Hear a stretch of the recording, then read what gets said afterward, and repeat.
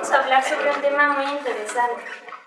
Es el tema de la justificación por la fe, que es más que solamente una idea, es una experiencia. Vamos a comenzar con un versículo que se encuentra en Romanos 5:1. Justificados pues por la fe, tenemos paz para con Dios, por medio de nuestro Señor Jesucristo. Para comenzar, vamos a ver qué es el pecado, porque para poder entender por qué Cristo vino a morir por nosotros tenemos que entender el pecado. Ayer también estábamos viendo algunos de estos versículos, ¿verdad? Vayamos a primera de Juan 3:4. La definición más perfecta del pecado que aparece en la Biblia. ¿Alguien que le quiera dar lectura, por favor? Cualquiera que hace pecado traspasa también la ley, pues el pecado es transgresión de la ley. Y Romanos 7:12 nos dice que la ley es santa, justa y buena, ¿verdad? Y la ley también es inmutable y permanece para siempre, según lo dijo nuestro Salvador en Mateo 5:17 y 18. Para comprenderlo mejor, podemos imaginar que hay un gran abismo, que es el pecado, que nos divide de Dios. Nosotros estamos de un lado y Dios está del otro. El pecado nos separa de Dios. ¿Y cuántos han pecado? ¿Qué nos dice el apóstol en Romanos 3:23? Todos hemos pecado, por cuanto todos pecaron y están destituidos de la gloria de Dios. Entonces Cristo vino a unir las dos partes. Él es el puente, Él es la escalera que une de la tierra al cielo. Él es el que nos une otra vez, nos reconcilia con Dios y esa también es la justificación. Aquí tenemos una historia en Números 21, si gustan lo pueden buscar en sus Biblias. Y no sé si ya la hayan leído, pero yo creo que sí. Trata de cuando el pueblo de Israel llega a un lugar y acampa. Entonces comienzan a murmurar contra Moisés y aparecen un montón de serpientes como un castigo y empiezan a picarlos. Ellos comienzan a morir.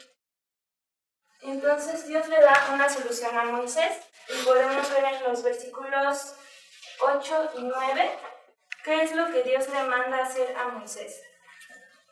¿Alguien que lo tenga, por favor? Y Jehová dijo a Moisés: hazte una serpiente ardiente y ponla sobre una asta, y cualquiera que fuere mordido y mirare a ella vivirá.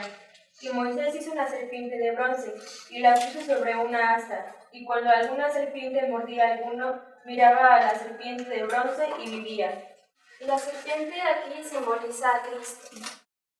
Cuando nosotros estamos muriendo por el pecado, si miramos a Cristo y confiamos en Él, podemos vivir, así como el pueblo de Israel miraba a la serpiente y vivía. Solamente el Espíritu Santo puede hacer que nosotros nos veamos con esa urgencia, que nosotros nos veamos ya mordidos, que nos veamos muriendo, porque de otra forma nosotros no nos damos cuenta de que estamos muriendo. Y tampoco nos vemos con la necesidad de un Salvador. Entonces, aquí también nos dice mirar y vivir. El hermano Jair también habla sobre esto. Pero vamos al siguiente subtítulo para hablar un poco más sobre Cristo, que es el maravilloso don del Padre. Busquemos, por favor, 2 Corintios 9:15. Gracias a Dios por su don inefable. Y si vamos también a otra cita, Efesios 2:8. Nos habla un poco, ¿qué es un don? Ayer hablábamos sobre eso, ¿no? En estos días. Es un regalo, ¿verdad? Cristo es el don más grande que tenemos. Ya todos estuvimos viendo qué dones tenía cada quien. Y Cristo es el más grande de todos, porque Él es nuestro Salvador. Sin Él no somos nadie. Entonces, Él lo que hizo por nosotros también lo expresa la palabra en Filipenses 2:6-11. ¿Alguien que nos quiera ayudar a leerlo? El cual, siendo en forma de Dios, no estimó el ser igual a Dios como cosa que de aferrarse, sino que se despojó a sí mismo, tomando forma de siervo, hecho semejante a los hombres, y estando en la condición de hombre se humilló a sí mismo, haciéndose obediente hasta la muerte y muerte de cruz.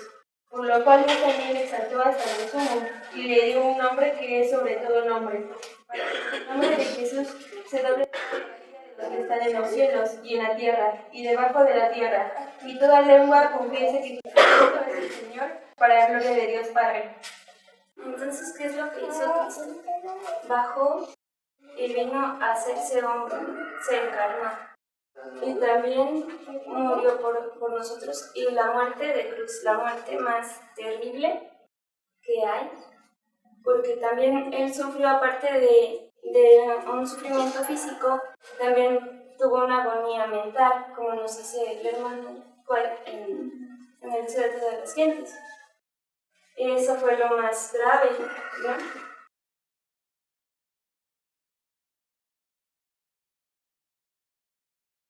Bueno, antes de leer esta cita, podemos comentar que el plan de redención consistía en que alguien viniera a entregarse por nosotros.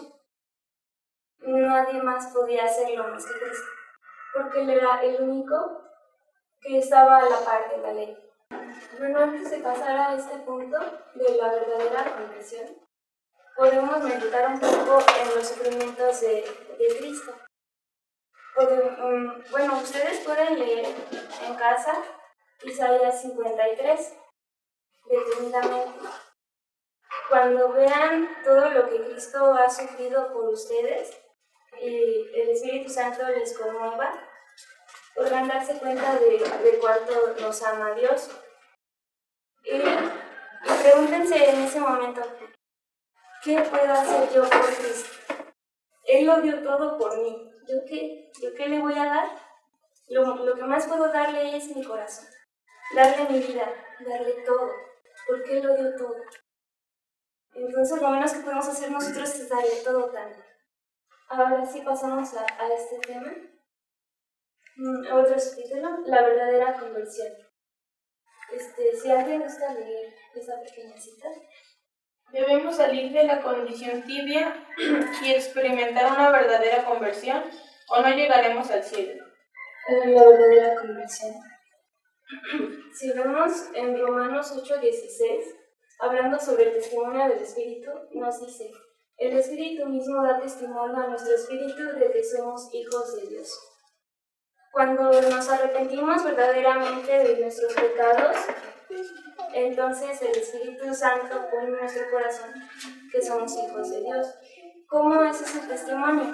Bueno, llegan las palabras: ten ánimo o confía, dicen otras versiones. Tus pecados te son perdonados. Lo mismo que Jesús le dijo al paralítico. Cuando llegan estas palabras a un corazón arrepentido y contrito, esto es una paz enorme que se siente en el corazón. Más adelante vamos a ver una cita sobre eso. Vayamos a 2 de Pedro 1:4 para ver después qué pasa. ¿Lo leo, hermano? Sí, por favor. Por las cuales nos son dadas preciosas y grandísimas promesas, para que por ella fueseis hechos participantes de la naturaleza divina, habiendo huido de la corrupción que está en el mundo por concupiscencia. Después de experimentar el perdón de los pecados, la paz que Dios pone en el corazón, llegamos a ser participantes, como dice el apóstol Pedro, de la naturaleza divina. ¿Qué quiere decir eso? Cuando nosotros estamos antes de Cristo, por decir, antes de que Cristo entre en nuestras vidas, estamos en la naturaleza caída.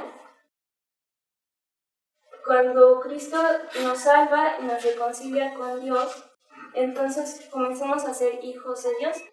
Aquí está una cita sobre la paz que Dios pone en el corazón. ¿Alguien que me ayude a leerlo, por favor? La sensación de los pecados perdonados proporcionará esa paz que desafía toda convención. Habrá una seria lucha por vencer todo lo que se opone a la perfección cristiana. Después de la paz, entonces viene que nosotros queremos ser más como Dios. Y pues el enemigo a veces no nos quiere dejar, ¿verdad? De hecho, nunca nos quiere dejar. pero aún así la paz sigue permaneciendo a pesar de todo lo que vayamos a experimentar aquí. Esa paz nadie nos la debe quitar. Es algo que debe permanecer ahí siempre. Y a pesar de que sea atentada, ahí debe permanecer. Un poco más acerca de esto lo pueden encontrar en el capítulo 17 de Mensajes para los Jóvenes, que habla precisamente sobre la conversión verdadera. Si gustan anotarlo para que lo lean en su casa, está hermosísimo ese capítulo. Pero vamos a leer solo unos poquitos párrafos. El pecador convicto tiene algo que hacer. Debe arrepentirse y manifestar verdadera fe. Tener un nuevo corazón es tener una mente nueva, nuevos propósitos, nuevos motivos. ¿Han oído hablar alguna vez sobre el nuevo nacimiento, o el nuevo corazón, o la conversión? Bueno, de esto es de lo que se trata. Esto es algo que solamente el Espíritu Santo puede hacer en nosotros, pero nosotros al buscar a Dios podemos propiciar eso también. El nuevo corazón entonces no es solamente un sentimiento como a veces los evangélicos podrían pensar o nos hacen creer. Es mucho más que eso. Es una mente nueva. Ya no pensamos lo mismo, ya no tenemos los propósitos que antes teníamos. Ahora nuestros motivos son más puros, más elevados. Todo es nuevo, como nos dice Romanos, no sé si lo adivinaron. Bueno, 2 Corintios 5:17 nos dice, de modo que si alguno está en Cristo, nueva criatura es. Las cosas viejas pasaron, he aquí todas son hechas nuevas. Leamos el 18. Y todo esto proviene de Dios, quien nos reconcilió consigo mismo por Cristo y nos dio el misterio de la reconciliación. Tal como dice la palabra, este es un misterio, porque pues el Espíritu Santo es el que obra en nosotros. Uno ni siquiera sabe cómo es que a veces pasa, pero si ustedes lo buscan, les va a pasar, y eso es algo muy hermoso. En esta cita podríamos catalogar los eventos de la verdadera conversión, algunas cosas que ocurren. Hay quienes prestan atención a la verdad y se convencen de que han estado viviendo en oposición a Cristo. Se sienten condenados y se arrepienten de sus transgresiones, confiando en los méritos de Cristo y poniendo por obra la verdadera fe en Él. Reciben el perdón del pecado, a medida que cesan de hacer el mal y aprenden a hacer el bien, crecen en la gracia y en el conocimiento de Dios. Ven que tienen que hacer sacrificios para separarse del mundo, y después de calcular el costo, consideran todo como pérdida con tal de ganar a Cristo. Sigue un poco más la cita. Se han alistado en el ejército de Cristo. Tienen delante una guerra y la emprenden animosa y alegremente, luchando contra sus inclinaciones naturales y sus deseos egoístas y sometiendo su voluntad a la voluntad de Cristo. Buscan diariamente al Señor para que les dé gracia para obedecerle y son fortalecidos y ayudados. Esta es verdadera conversión. El que ha recibido un nuevo corazón confía en la ayuda de Cristo con humilde y agradecida dependencia. Revela en su vida el fruto de la justicia. Antes se amaba a sí mismo, se deleitaba en el placer mundanal. Ahora su ídolo ha sido destronado y Dios es su Rey Supremo. Ahora odia los pecados que en otro tiempo amaba.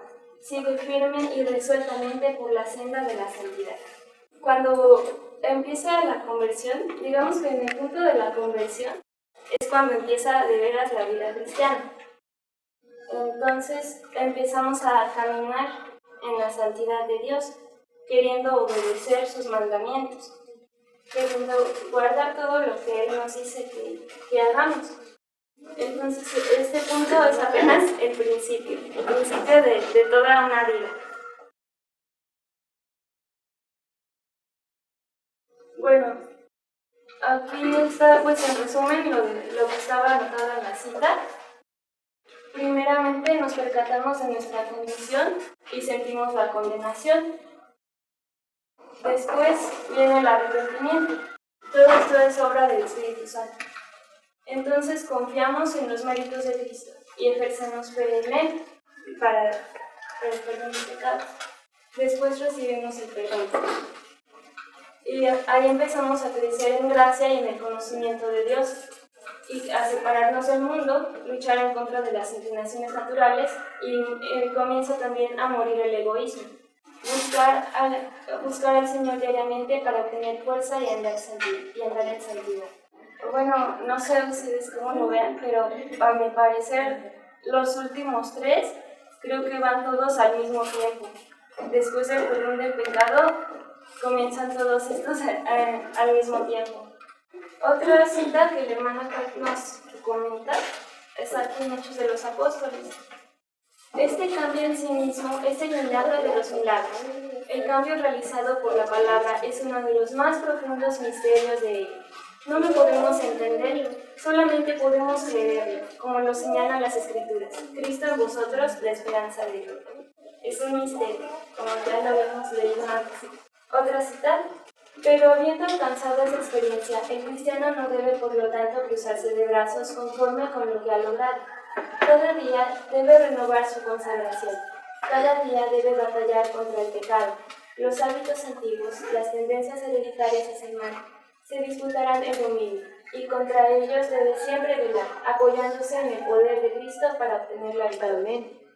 Por eso les comentaba que era apenas el principio de la conversión, porque después sigue todo el camino, todo este camino.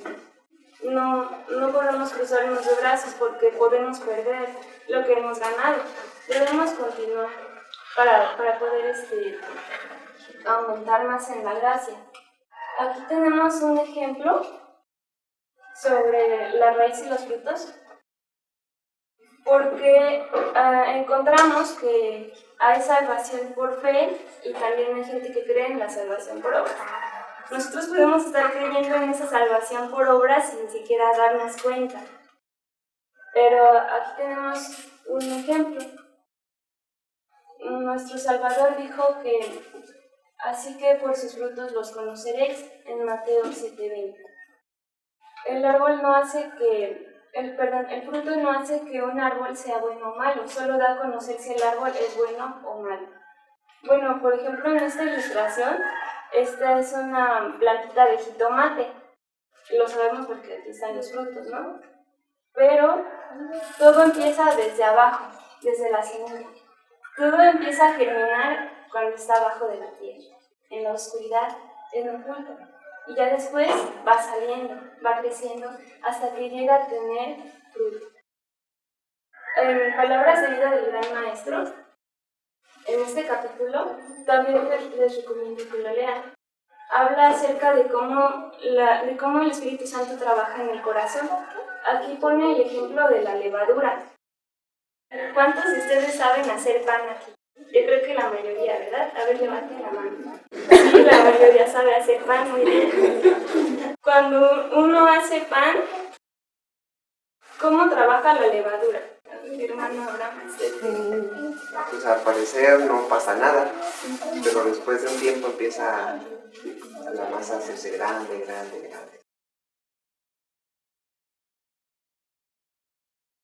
La levadura se mezcla con toda la harina y entonces cuando está en un buen ambiente y todo comienza a crecer sin que uno se dé cuenta, al parecer. Entonces vemos esta pequeña cita que la tomé de ese capítulo. No es suficiente un mero cambio externo para ponernos en armonía con Dios. Hay muchos que tratan de reformarlo corrigiendo este o aquel mal hábito y esperan llegar a ser cristianos de esa manera, pero ellos están comenzando en un lugar erróneo. Nuestra primera obra tiene que ver con el corazón. ¿Dónde comienza todo? En el corazón. En el corazón. Así como la planta, así como la levadura, todo comienza abajo. Y ya después se va viendo en fruto. No puede ser al revés. No podemos comenzar primero intentando ser buenos por fuera si por dentro el Espíritu Santo no ha hecho nada. No le hemos permitido obrar. Tenemos aquí una pequeña comparación, sí, unos poquitos puntos sobre la salvación por fe en Cristo y por gracia y la salvación por obras. En la salvación por fe en Cristo, Cristo paga la deuda, porque Él es el que entregó su vida por nosotros. mientras que en la salvación por obras nosotros queremos pagar la deuda, y esto significa muerte eterna al final. En la salvación por fe en Cristo se ejerce fe en los méritos de Cristo, y esa es la raíz de la vida cristiana. Mientras que en la salvación por obras se tiene fe en que uno va a ganar el cielo por hacer cosas buenas, nada más.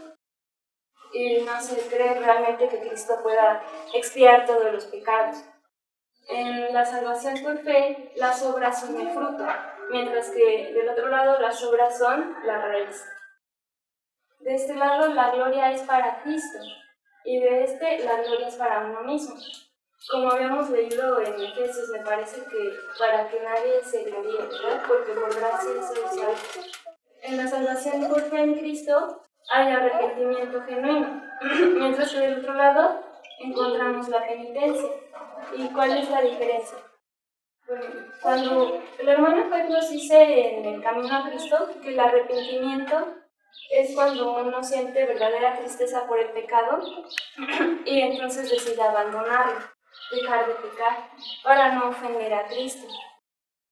Mientras que la penitencia es que uno peca y luego hace alguna cosa, algún mérito, para después uno puede volver a pecar y vuelve a pagar. Es como estar pagando y pecando. Entonces no hay un verdadero cambio. En la salvación por fe encontramos el perdón de los pecados por la fe en Cristo, mientras que del otro lado no se siente la necesidad de perdón, porque uno cree que está haciendo las cosas bien, que uno es bueno, que no necesita un Salvador. En la salvación por fe en Cristo, la justicia de Cristo cubre los pecados.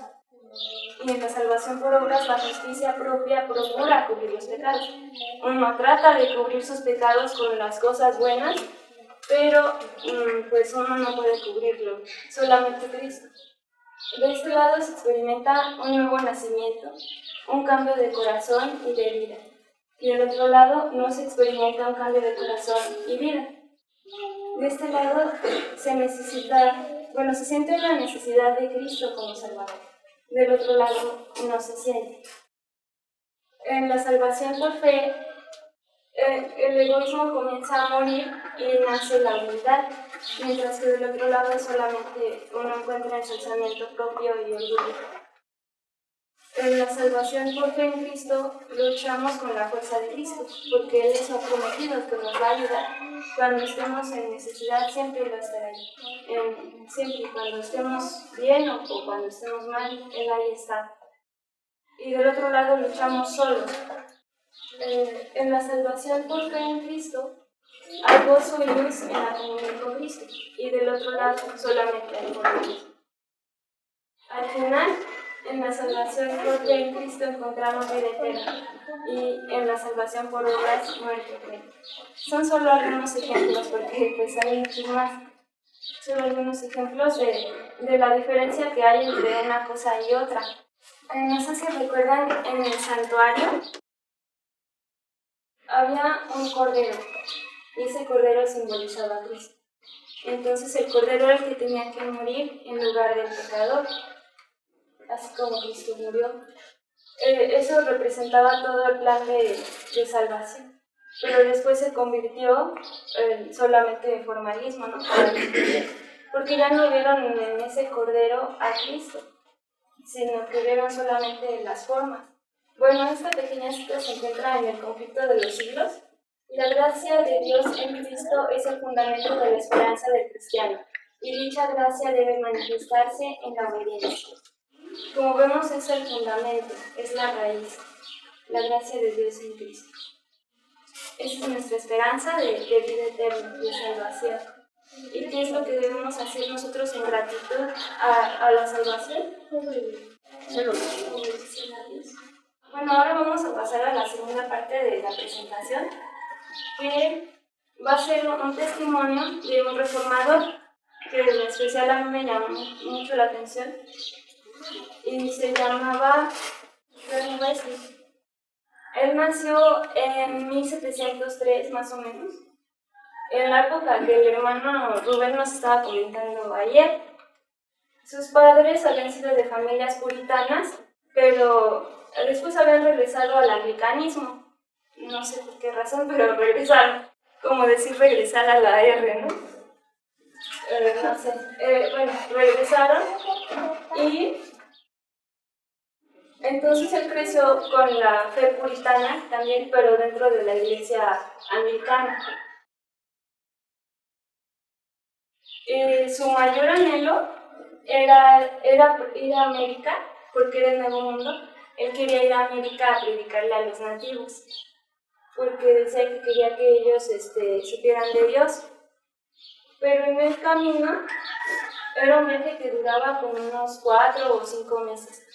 En el camino había en el barco unos moravos. Son de Alemania, de Moravia.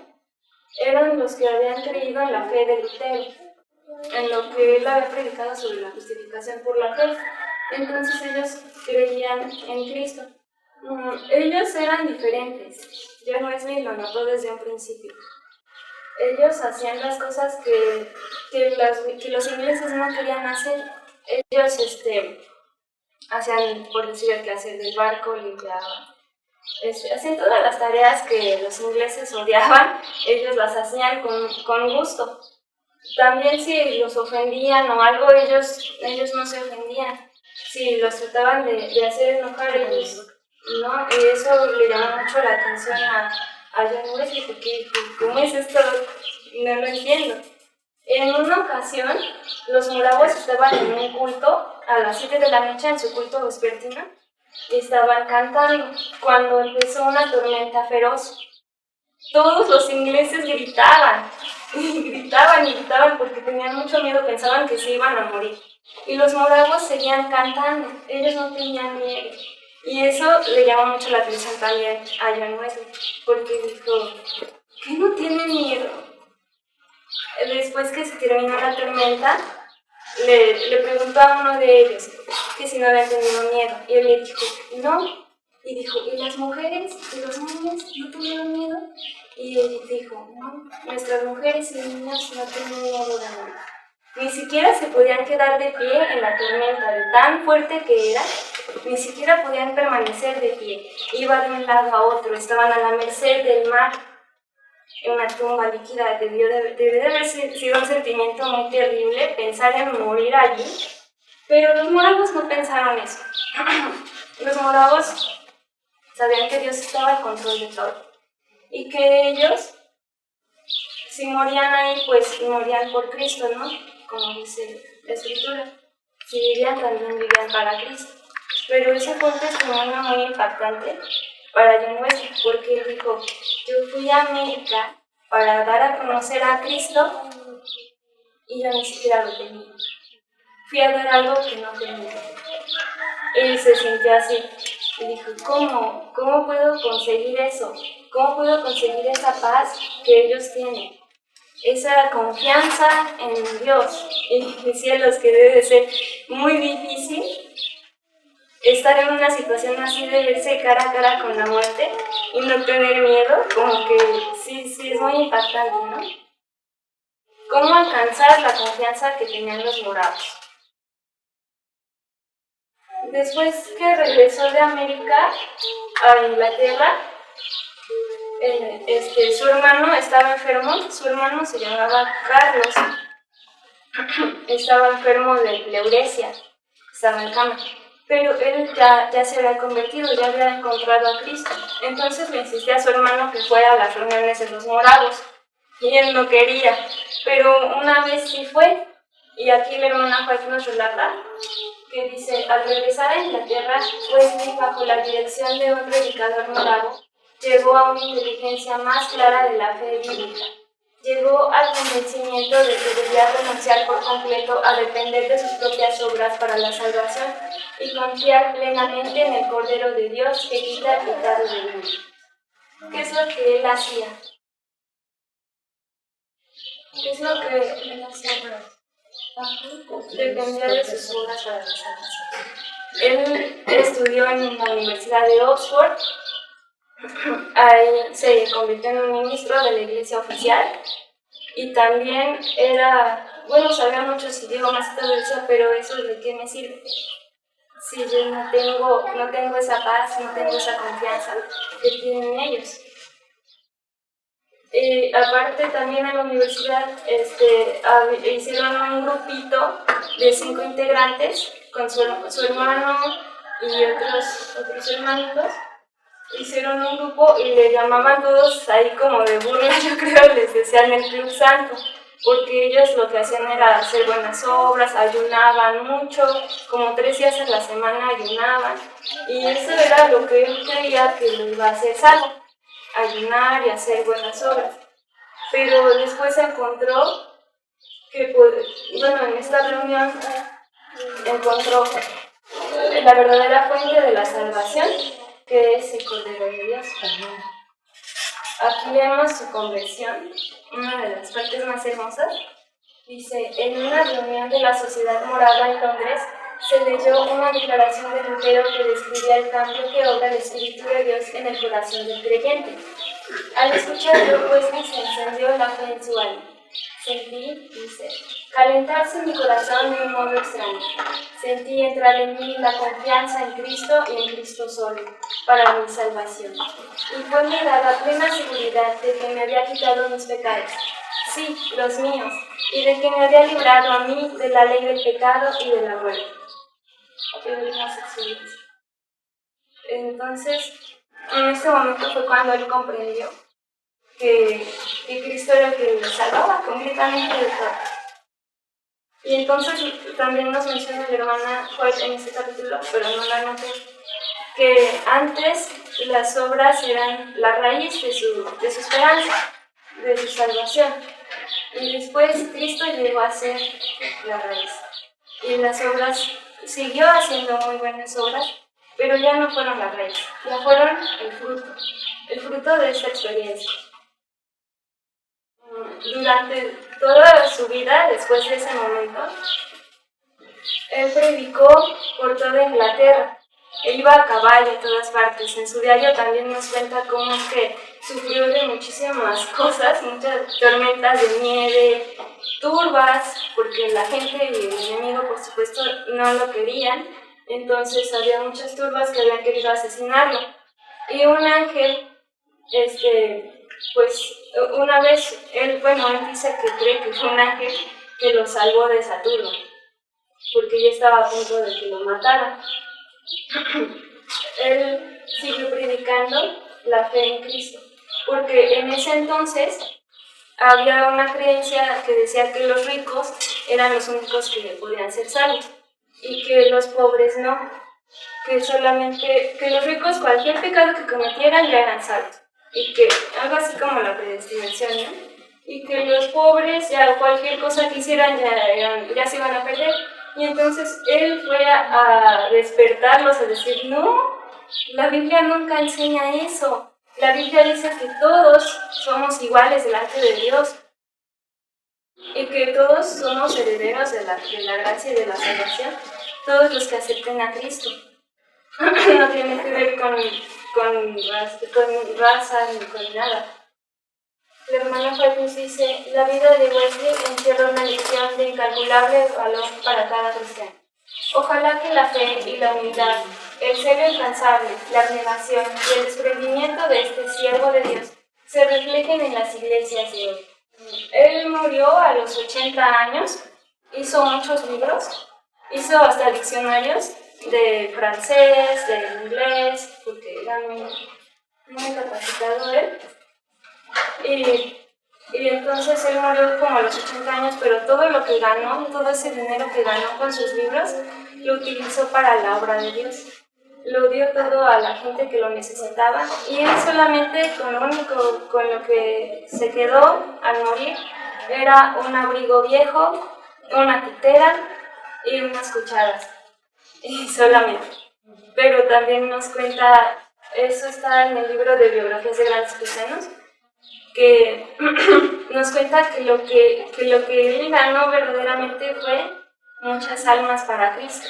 Y ese tesoro está en el cielo. A pesar de que aquí en la tierra no tuvo dinero al final de su vida, Todo eso, todo su tesoro lo hizo en el cielo. Las almas que fueron salvas por la predicación, por la abnegación de él, pues son pues dice también en otra parte de hermano que ni siquiera podemos saber todo el impacto que uno puede hacer, ¿no? Aún después de su muerte, su vida sigue siendo un ejemplo para nosotros, como dice aquí, lección de incalculable valor para cada instante. Bueno, en conclusión a todo esto, yo les quiero invitar que ustedes comiencen este camino. Que ustedes empiecen pidiendo a Dios que les dé una experiencia así, una verdadera conversión. Y Él se las va a dar. Comiencen este camino, no se van a arrepentir. Porque Dios siempre va a estar con ustedes. A pesar de cualquier problema que haya, Dios siempre ahí va a estar. Y es la mejor elección que pueden hacer. ¿Cuál es la decisión más importante de la vida? ¿Saben? Entregar tu vida a Cristo. Sí, esa es la decisión más importante de la vida, dice el hermano Juan. Entregar la vida a Cristo. Entonces yo les invito hoy que ustedes entreguen sus corazones a Dios. Que entreguen sus vidas a Dios y no importa la edad que tengan, Dios ahí está. Que entreguen su vida a Dios y que obedezcan, que traten de obedecer sus mandamientos.